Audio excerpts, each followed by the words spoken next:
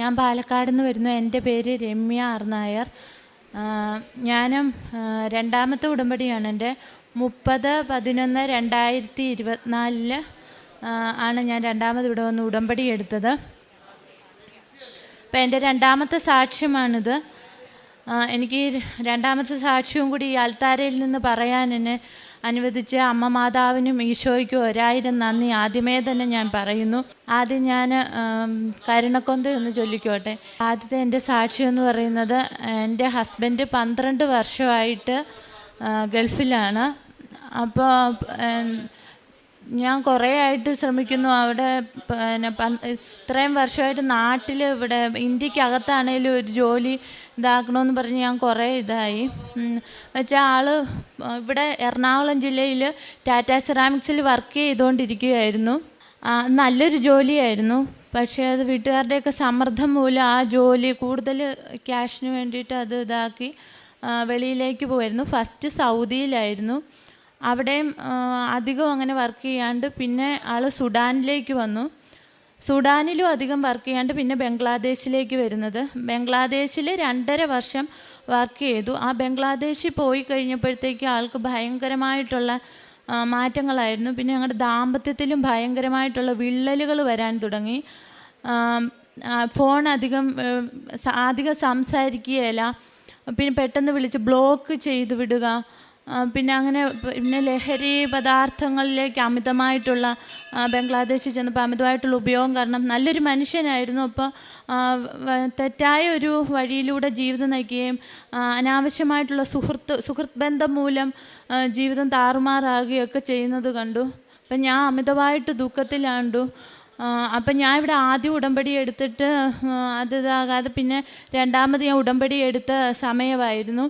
അപ്പോൾ ആ സമയത്താണ് ഹസ്ബൻഡ് വീണ്ടും ലീവിൽ വന്നു. ലീവിന് വന്ന ആകെ 1 മാസം ഒന്നും പോലും നിൽക്കില്ല. ബംഗ്ലാദേശിൽ ഇപ്പോൾ 13 ദിവസം അല്ലെ 10 ദിവസം 8 ദിവസം ഇങ്ങനെയൊക്കെ നിൽക്കുകയുള്ളായിരുന്നു. അപ്പം ഞാൻ പിന്നെ വന്നപ്പോഴത്തേക്ക് നിർബന്ധപൂർവ്വം വരത്തില്ലായിരുന്നു ഇവിടെ. ഞാൻ നിർബന്ധപൂർവ്വം ഇവിടെ കൊണ്ടുവരികയും ഉടമ്പടി പിന്നെ രണ്ടാമത്തെ ആദ്യമായിട്ട് എടുക്കാൻ വന്ന ആ സമയത്ത് ഹസ്ബൻഡിനെ കൂട്ടിക്കൊണ്ട് ഞാൻ ഇവിടെ വന്ന് ഞാനിവിടെ അപ്പം മാതാവിനോട് നിയോഗം വെച്ചു. എൻ്റെ മാതാവെ, എനിക്ക് ഇന്ത്യക്കകത്ത് ഹസ്ബൻഡിനെ വരുത്തണേ, ഞങ്ങൾക്ക് ഒരുമിച്ച് ജീവിക്കാനുള്ളൂ, പിന്നെ ആൾ നല്ല രീതിയിലേക്ക് വരികയും ചെയ്യണമെന്നും പറഞ്ഞാണ് നിയോഗം എഴുതി സമർപ്പിച്ച് ഇതാക്കി വെച്ചത്. എന്നിട്ട് ഞാൻ പോകുമ്പോൾ ഹസ്ബൻഡ് തിരിച്ച് പിന്നെ ലീവ് കഴിഞ്ഞ് പോകുമ്പോഴത്തേക്ക് ഞാൻ ഇവിടുന്ന് വെച്ചാൽ ഉപ്പും തേനും പിന്നെ ഇവിടുത്തെ കുറച്ച് ഒരു പിടി മണ്ണും ഹസ്ബൻഡിൻ്റെ ബാഗിൽ വെച്ച് കൊടുത്തു. ആൾ കൊണ്ടുപോകത്തൊന്നും ഇല്ലായിരുന്നു. എന്നാലും നിർബന്ധപൂർവ്വം ഞാൻ പറഞ്ഞ് ഏൽപ്പിച്ച് കൊടുത്തു വിട്ടു. അത് കഴിഞ്ഞ് ഒരു 10-15 ദിവസം 20 ദിവസമായി കാണും. പെട്ടെന്ന് ആ ബംഗ്ലാദേശിലെ ജോലി പോവുകയും പുള്ളിക്ക് പെട്ടെന്ന് ആകെ പുള്ളി ടെൻഷനായിട്ട് എന്നെ തന്നെ വിളിച്ചു. ഫസ്റ്റ് ജോലി ഇതായിപ്പോയി എന്നും പറഞ്ഞിട്ട്. അപ്പോൾ ഞാൻ അങ്ങനെ ആയിരുന്നു. ബംഗ്ലാദേശിലെ ജോലി എങ്ങനെ ആ തെറ്റായ ജീവിത വഴിയിൽ നിന്ന് മാറ്റി നല്ലൊരു ജോലി ഇന്ത്യക്കകത്ത് കൊടുക്കണമെന്നാണ് പ്രാർത്ഥിച്ചത്. ആ സമയത്ത് എനിക്ക് ഒരാഴ്ച മുന്നേ ഒരു സ്വപ്ന ദർശനം ഉണ്ടായി. ഹൈദരാബാദിൽ പുള്ളിക്ക് ജോലി ലഭിക്കുന്നതായിട്ട് ഞാൻ സ്വപ്നം കണ്ടായിരുന്നു. അപ്പോൾ എനിക്ക് ഉറപ്പായിരുന്നു മാതാവ് തന്നെ ഇതാക്കിയതാണ്, നല്ലൊരു ജോലി കൊടുക്കാൻ വേണ്ടിയാണ് ഇതാക്കിയിരിക്കുന്നത് എനിക്ക് മനസ്സിലായി. ആ ജോലി പോയി പുള്ളിക്ക് ഡിസംബർ അവസാനം ആകുമ്പോഴത്തേക്ക് പുള്ളി വീണ്ടും വെളിയിലോട്ട് തന്നെയാണ് നോക്കിക്കൊണ്ടിരുന്നത്. അപ്പോൾ പിന്നെ സൗദിയിലെ ഒരു ഇൻ്റർവ്യൂ ആയെന്ന് പറഞ്ഞു. അപ്പോൾ എനിക്ക് ടെൻഷനായോ, വീണ്ടും വെളിയിലേക്ക് പോകുമല്ലോ എന്ന് പറഞ്ഞ് ഞാൻ മാതാവിനോട് കരഞ്ഞു പ്രാർത്ഥിച്ചു. മാതാവേ, എന്നെ ഒറ്റയ്ക്കാക്കരുതേ, ഈശോയെ രക്ഷിക്കണം, എങ്ങനെ ഇനിയും വെളിയിലേക്ക് വിട്ട് ഞങ്ങളുടെ ജീവിതം വീണ്ടും ഇതായി പോവരുതേ, എങ്ങനെയും ഇന്ത്യക്കകത്ത് തന്നെ കൊണ്ടുവരണേ, എന്തെങ്കിലും ഒരു മിറാക്കിൾ സംഭവിക്കണേ എന്ന് പറഞ്ഞു. പിറ്റേ ദിവസം കൊണ്ട് ഹസ്ബൻഡ് വിളിക്കുന്നു, സൗദിയിൽ അതെല്ലാം റെഡിയായതാണ്, അതെന്താ പറ്റിയെന്നറിയില്ല, അത് പോയി, നീ നല്ലത് കിട്ടാൻ വേണ്ടി പ്രാർത്ഥിക്കണമെന്ന് പറഞ്ഞു. അപ്പോൾ ഹസ്ബൻഡ് പറഞ്ഞു, അഹമ്മദാബാദിൽ നിന്ന് ഒരെണ്ണം വന്നിട്ടുണ്ട്. അപ്പം ഞാൻ പറഞ്ഞു, അത് നോക്കിക്കോ, അത് നല്ലതായിരിക്കും, അത് നോക്കിക്കോ നോക്കും. പക്ഷേ എനിക്ക് ഉറപ്പില്ല പുള്ളി അങ്ങനെ ഇതാകുമെന്ന് എനിക്ക്. എന്നാൽ ഞാൻ മാതാവിനോട് മുട്ടിപ്പായിട്ട് പ്രാർത്ഥിച്ചു. അതിൻ്റെ ഫലമായിട്ട് ഭർത്താവ് ജനുവരി 5-ാം തീയതി ഇവിടെ വരികയും ഒരു 3-4 ദിവസത്തിനുള്ളിൽ അഹമ്മദാബാദിലേക്ക് പോവുകയും ചെയ്തു. അവിടുത്തെ കമ്പനിയിൽ അവിടെ നല്ല പുള്ളി നേരത്തെ വർക്ക് ചെയ്തുകൊണ്ടിരുന്ന സിറാമിക്സ് കമ്പനിയിൽ തന്നെ ജോയിൻ ചെയ്യുകയും അവിടെ അവിടുത്തെ വെളിയിൽ അത്ര ശമ്പളം ഇല്ലെങ്കിലും 90,000 രൂപയ്ക്ക് അടുത്ത് ശമ്പളത്തിൽ ജോലിക്ക് ലഭിക്കുകയും ചെയ്തു. അത് തന്നെയല്ല, പുള്ളിയുടെ സ്വഭാവത്തിൽ വളരെയധികം മാറ്റം വന്നു. എന്നോട് നല്ല രീതിയിൽ സംസാരിക്കുവാൻ തുടങ്ങി. മറ്റേ 1 മിനിറ്റ് പോലും സംസാരിക്കാത്ത ആളിപ്പോൾ 1 മണിക്കൂർ സംസാരിക്കും, ഇടയിലിടയിൽ വിളിക്കും, എല്ലാം ചെയ്യും. കുട്ടികളെ ആണെങ്കിലും ഒക്കെ വീഡിയോ കോൾ ചെയ്യുകയും എടുക്കുകയൊക്കെ ചെയ്യുന്നുണ്ട്. അതെനിക്കൊരു വലിയ മാറ്റമാണ്. അതുപോലെ തന്നെ എൻ്റെ രണ്ടാമത്തെ എന്ന് വെച്ചാൽ, ഞാൻ ജപമാലയ്ക്ക് ഇവിടെ പങ്കെടുക്കാൻ വന്നിരുന്നു. അപ്പോൾ ജപമാലയ്ക്ക് മുന്നമായിട്ട് നല്ല തടസ്സങ്ങളുണ്ടായിരുന്നു. എൻ്റെ മകൾക്ക് റാലിക്ക് പങ്കെടുക്കുന്നതിന് ഒരു 10 ദിവസമായിട്ട് പനിയായിരുന്നു. അപ്പോൾ 10 ദിവസമായിട്ട് മാറുന്നില്ല. ജപമാല റാലിക്ക് വരാൻ 2 ദിവസത്തെ സമയം കൂടെ ഉള്ളൂ.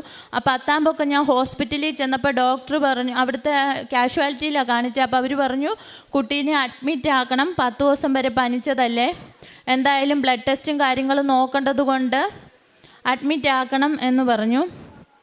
അപ്പം ഞാൻ പ്രാർത്ഥിച്ചു, മാതാവേ, ഞാൻ അഡ്മിറ്റാക്കിയാൽ എനിക്ക് ജപമാലയിൽ പങ്കെടുക്കാൻ പറ്റുമല്ലോ, എന്നെ എങ്ങനെയും പങ്കെടുപ്പിക്കണമേ, എന്തെങ്കിലും ഒരു മിറാക്കിൾ ഇവിടെ സംഭവിക്കണമേ മാതാവേ എന്ന് കരഞ്ഞ് പ്രാർത്ഥിച്ചു. ആ നിമിഷം തന്നെ ഒരു നേഴ്സ് അവിടെ വരികയും നേഴ്സ് എൻ്റെ അടുത്ത് പറഞ്ഞു, വേറൊരു ഡോക്ടറും കൂടെ വരുന്നുണ്ട്, അവരും കൂടെ നോക്കിയിട്ട് നമുക്ക് അഡ്മിഷൻ ആക്കണോ വേണ്ടയോ എന്ന് തീരുമാനിക്കാമെന്ന് പറഞ്ഞു. അങ്ങനെ ആ ഡോക്ടർ വന്നിട്ട് എന്നോട് പറഞ്ഞു, നമുക്ക് നോക്കാം, കുഴപ്പമൊന്നുമില്ല, കുട്ടിയെ കണ്ടിട്ട് വലിയതൊന്നും തോന്നില്ല, നമുക്ക് അഡ്മിറ്റ് ആക്കണ്ട എന്ന് പറഞ്ഞു. അതൊരു വലിയ അത്ഭുതമായിരുന്നു. അതും പറഞ്ഞ് അവിടുന്ന് കുറച്ച് മരുന്നും തന്നു വന്നു. പക്ഷെ പിന്നെ കുട്ടിയെ പനിച്ചില്ല. പിറ്റേന്ന് രാവിലെ ഞങ്ങളിവിടെ ടാക്സി പിടിച്ച് ഈ റാലിയിൽ ഇവിടെ പങ്കെടുക്കാൻ വരികയും 15 കിലോമീറ്റർ ഞാൻ എൻ്റെ കുട്ടിയെ ഒക്കത്ത് വെച്ച് അർത്തുങ്കൽ പള്ളിയിൽ എത്തിച്ചേരുകയും ചെയ്തു. അത് മാതാവിൻ്റെ വലിയൊരു അനുഗ്രഹമാണ്. എനിക്ക് നട്ടെല്ലിന് തേയ്മാനമുള്ള വ്യക്തിയാണ്, എന്നിട്ടും എനിക്ക് അത്രയും കിലോമീറ്റർ ഈ കുഞ്ഞിനെ എടുത്ത് നടക്കാൻ പറ്റിയതെങ്കിൽ അത് ഈശോയുടെയും മാതാവിൻ്റെയും വലിയൊരു അനുഗ്രഹമാണ്. അതെനിക്ക് പറയാതിരിക്കാൻ പറ്റില്ല. അത്രയും എന്നെ തുണച്ചു. എന്നെ ഓരോ സ്റ്റെപ്പിലും എൻ്റെ ഓരോ ചുവടിലും അത് പകുതി വെച്ച് കടൽ തീരത്ത് വെച്ച് എൻ്റെ ചെരുപ്പ് സഞ്ചിക്കുള്ളിൽ പെടുകയും ചെരുപ്പിടാതാണ് പിന്നെ ഞാൻ അങ്ങോട്ട് ഈ കുട്ടിയെ എടുത്തുകൊണ്ട് നടക്കുന്നത്. പക്ഷേ എനിക്ക് എൻ്റെ കാലിനോ ബോഡിക്കോ യാതൊരു പ്രശ്നങ്ങളോ അല്ലെങ്കിൽ വേദനകളായിട്ടോ യാതൊന്നും ഉണ്ടായില്ല. അത്ര ഇതിലെനിക്ക് നടന്ന് ചെല്ലാനും അത് പൂർത്തീകരിക്കുവാനും സാധിച്ചു. പിന്നെ അതുപോലെ എൻ്റെ അമ്മയൊപ്പം സഞ്ചരിച്ചിട്ടുണ്ടായിരുന്നു. എൻ്റെ അമ്മയ്ക്ക് 9 വർഷമായിട്ട് കാലിൽ മുട്ട് തേയ്മാനമാണ്. പക്ഷേങ്കിൽ ഈ റാലിയിൽ പങ്കെടുത്തതിൻ്റെ ഫലമായിട്ട് എൻ്റെ അമ്മയ്ക്ക് ഇപ്പോൾ കുന്നു കയറുകയും മറ്റേ ബാത്റൂമിലൊന്നും പോകാനോ ഇരിക്കാനോ യാതൊന്നും പറ്റില്ല. ഇടയ്ക്കൊരു 10 സ്റ്റെപ്പ് നടക്കുമ്പോൾ ഇടയിൽ വീണു പോവുകയും ഓർത്തോത്തൈലം നിരന്തരമായി പെരട്ടുകയും ഗുളികകൾ കഴിക്കുകയൊക്കെ ചെയ്തുകൊണ്ടിരുന്നതാണ്. മുട്ട് മാറ്റി വയ്ക്കണമെന്ന് വരെ പറഞ്ഞൊരു വ്യക്തിയാണ്. അമ്മയ്ക്കിപ്പോൾ 65 വയസ്സുണ്ട്. അമ്മ കോട്ടയത്താണ്, അതുകൊണ്ടാണ് വരാൻ പറ്റാഞ്ഞത്. അപ്പം അമ്മയുടെ അത് അത്ഭുതകരമായിട്ട് ഇപ്പം അമ്മയ്ക്ക് അമ്മേന് പറഞ്ഞു എന്തും ചെയ്യാൻ പറ്റും, ബാത്റൂമിൽ ഇരിക്കാൻ പറ്റും, യാതൊരു ആ വേദന അവിടെ ഉണ്ടെന്നോ ആ മുട്ടിന് അങ്ങനെ ഒരു തേയ്മാനം ഉള്ള വ്യക്തിയാണെന്നോ ഇപ്പം പറയില്ല. അത്രയും അത്ഭുതമായിട്ട് മാതാവും ഈശോയും ഇടപെട്ട് അത് സൗഖ്യപ്പെടുത്തി തന്നു. പിന്നെ എനിക്കിതിനേക്കാളും ഒക്കെ ഉപരിയായിട്ട് ഏറ്റവും കൂടുതൽ പറയാനുള്ളതെന്ന് വെച്ചാൽ, ഇവിടെ ഇപ്പം എനിക്ക് വരാൻ പോകുന്നതിന് മുന്നേ രാത്രിയിൽ എന്നും ഞാൻ ജപമാല ചൊല്ലി പ്രാർത്ഥിച്ചിട്ട് ഞാൻ പ്രാർത്ഥിക്കാൻ കിടക്കാറില്ല. പ്രാർത്ഥിച്ചിട്ട് അപ്പോൾ രാത്രിയിലും ഞാൻ പ്രാർത്ഥിക്കും. സന്ധ്യപ്രാർത്ഥന കഴിഞ്ഞിട്ട് ഞാൻ രാത്രിയിലും പ്രാർത്ഥിക്കും, ബൈബിളും വായിക്കാറുണ്ട്.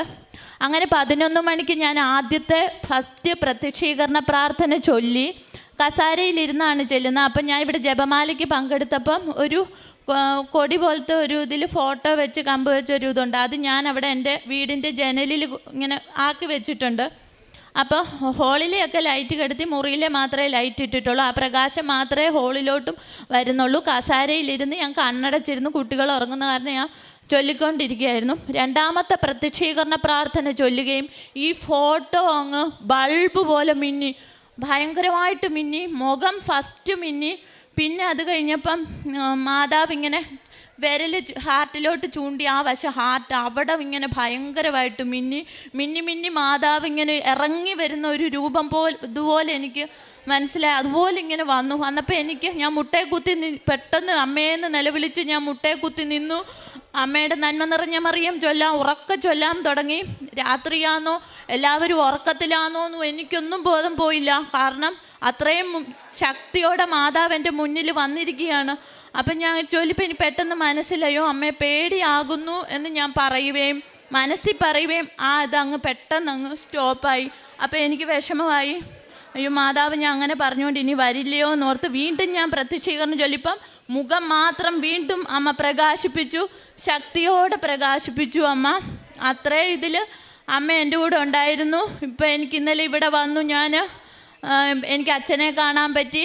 എൻ്റെ സ്ഥല വിൽപ്പനയുടെ ഇതെല്ലാം റെഡി, അച്ഛൻ്റെ ഈ അനുഗ്രഹവും ബ്ലെസ്സിങ് എല്ലാം വാങ്ങാൻ പറ്റി. എനിക്കിതിനേക്കാളൊക്കെ ഉപരി വേറൊരു കാര്യം പറയാനുള്ളതെന്ന് വെച്ചാൽ എൻ്റെ അമ്മ ഈശോയിലേക്ക് എനിക്ക് യേശുവിൽ ചെറുപ്പത്തിൽ എനിക്ക് നല്ല ഒരിതുണ്ടായിരുന്നു. അതെപ്പോഴും എനിക്ക് നഷ്ടപ്പെട്ടു പോയി, കാലാന്തരത്തിൽ അത് നഷ്ടപ്പെട്ടു പോയി. പക്ഷേ എങ്കിൽ ഈ അമ്മ മാതാവ് എന്നെ വീണ്ടും യേശുവിൻ്റെ കരങ്ങളിലേക്ക് എന്നെ ഏൽപ്പിച്ചു കൊടുത്തു. നിന്റെ ഉള്ളം കൈയിൽ എന്നെ രേഖപ്പെടുത്തിയിരിക്കുന്നു എന്ന ആ വചനം ഞാൻ എവിടെ പോയാലും എനിക്ക് കാണാറുണ്ട്. ഈശോയുടെ തിരുരക്തം എനിക്ക് സ്വപ്നത്തിൽ ദർശിക്കാൻ കഴിഞ്ഞു. ഈ അൽത്താരയിലേക്ക് എന്നെ ഒരാൾ ഞാൻ വരുന്നില്ല എന്ന് പറയുമ്പോൾ എന്നെ വലിച്ചു കയറ്റുന്നതായി കണ്ടു. ഉണ്ണീശോയിനെ ആ സ്വപ്നത്തിൽ എനിക്ക് ദർശനം തന്നു. അങ്ങനെ യേശുവിൻ്റെ വലിയൊരു സാന്നിധ്യം എൻ്റെ ജീവിതത്തിൽ പലയിടത്തായിട്ട് എനിക്ക് ഇതാക്കാൻ പറ്റി. പിന്നെ ഞാൻ ദിവ്യരഹസ്യങ്ങൾ ചൊല്ലുമ്പോൾ യേശു അനുഭവിക്കുന്ന പീഡനങ്ങൾ എൻ്റെ കണ്ണുകളിൽ കാണിച്ചു തരുവാൻ തുടങ്ങി. ഈശോയുടെ തലയിൽ മുൾമുടി ധരിപ്പിക്കുന്നതും അവിടുന്ന് ചെന്നിയിൽ നിന്ന് രക്തം കിനിഞ്ഞിറങ്ങുന്നതും എനിക്ക് കാണുവാൻ സാധിച്ചു. അതെനിക്ക് ഈ ആൾത്താരയിൽ നിന്ന് വിളിച്ച് സുവിശേഷമായിട്ട് പറയണമെന്ന് എനിക്കുണ്ടായിരുന്നു. കാരണം എനിക്ക് യേശുവിനോട് അത്രത്തോളം ഒരു മനുഷ്യൻ എങ്ങനെ അവൻ്റെ കാലിൽ മുള്ളാണി അടിച്ചു കയറ്റുമ്പോൾ എങ്ങനെ വേദന സഹിക്കാൻ പറ്റും, അതെൻ്റെ കണ്ണുകളിൽ തെളിഞ്ഞപ്പോൾ എൻ്റെ കണ്ണിൽ നിന്നും ധാരയായിട്ട് കണ്ണുനീരൊഴുകി. മാതാവ് മറിയം മുട്ടുകുത്തി നിന്ന് കരയുന്നതായിട്ടും യേശു കുരിശിൽ കിടക്കുന്നതായിട്ടും എൻ്റെ മനസ്സിലിടയിടെ തെളിഞ്ഞു വരും. അപ്പോഴൊക്കെ ഞാൻ ഹല്ലേലൂയ ഹല്ലേലൂയ, സ്തോത്രം കർത്താവേ സ്തോത്രം എന്ന് പറയാറുണ്ട്. എന്നെ യേശുവിലേക്ക് ഇത്രയധികം അടുപ്പിച്ച അമ്മ മാതാവിന് 1000 നന്ദി. എല്ലാ അനുഗ്രഹങ്ങളും എനിക്ക് ഇവിടെ പറയുന്നതിലും അപ്പുറം അനുഗ്രഹങ്ങൾ ഉണ്ടായിട്ടുണ്ട്. അതൊരു വാക്കിലോ ഒരു ദിവസമോ 2 ദിവസമോ 3 ദിവസമോ കൊണ്ട് എനിക്ക് പറഞ്ഞു തീർക്കാൻ പറ്റാത്ത അത്രയും അനുഗ്രഹം എനിക്കിവിടെ വന്ന് ലഭിച്ചിട്ടുണ്ട്. ഞാൻ ഇടയ്ക്കിടയ്ക്ക് ഇവിടെ വരാറുള്ളതാണ്. എനിക്ക് ഇനിയും ഒരുപാട് സാക്ഷ്യങ്ങളുമായിട്ട് ഈ അൽത്താരയിൽ അമ്മ പ്രത്യക്ഷപ്പെട്ട പ്രത്യക്ഷീകരണത്തിൻ്റെ സാക്ഷിയായി എന്നെ മാറ്റണമേ എന്നാണ് എൻ്റെ പ്രാർത്ഥന.